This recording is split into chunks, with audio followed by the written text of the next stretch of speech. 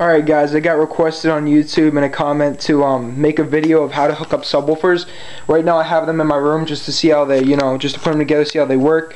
So here's a quick video on how to put them and connect them up and everything. So first we'll start with the power and the ground. These two clips, don't mind them, they're just charging and maintaining the batteries. So we'll start with this. This is 0 gauge wire, by the way, too. So we'll start with the ground. The ground could be any color, these two wires. It depends on what kind of kit you buy them in. So where you connect them, which you see right there on the screw, it'll say ground on the top. You can't really see it, it's hard to see. So where it says ground, you put the negative wire, which ought to go right here to the negative on the battery. Then there's the positive. So the positive you'll run, and it'll go here on the positive side. So negative, positive, positive, all the way from your wire all the way to the fuse. The fuse is pretty important just in case anything goes wrong. You break the fuse instead of breaking the amp. So then you connect the fuse, you put it all the way there, you go to the positive. Okay, you get a little bit of a spark. So there you have blue positive, black negative. Alright, let's put this down. And then if you want to connect them in your room, what you have to do is you understand how there's in the middle of negative and in the middle of the positive is another one right there. It's called the remote. The remote is a wire that runs all the way to your head unit on your car to say when the car turns on, the amp turns on. So what you have to do if you want to put it in your room or you want to put it outside of your car, and what you do is you put the wire in the remote, you take the wire, see right here, it could be shorted, and you connect it to the power. Once you connect it to the power, then the amp will turn on. Once the amp turned on, then you're good to go. So now we have the speaker wire. It could be pretty much any gauge, it doesn't really matter. What matters is the negative and the positive, how big they are. So I got the speaker gauge. This is like copper and then silver. So let's follow these back. On the left side is positive, right side negative.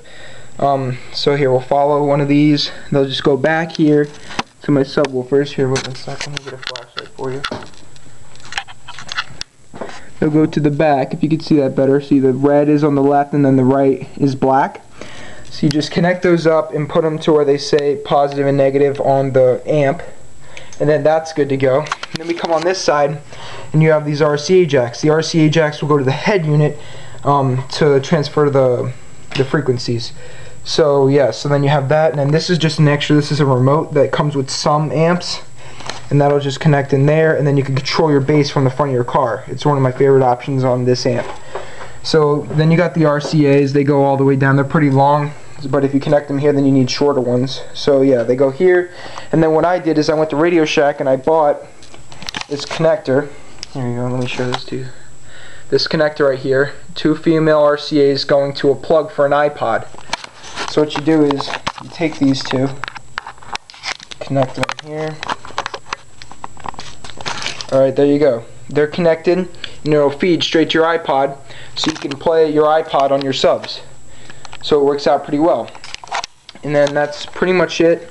Then you just have the fuses here. Just make sure that they don't blow when you start it up. You have some basic controls right here. Bass boost, LPF and HPF, that's basically audio, and then your frequency right here is, there's 3 settings on here, you can't really see it too well. The right is audio, middle is just bass, and then this is full, which connects to right here.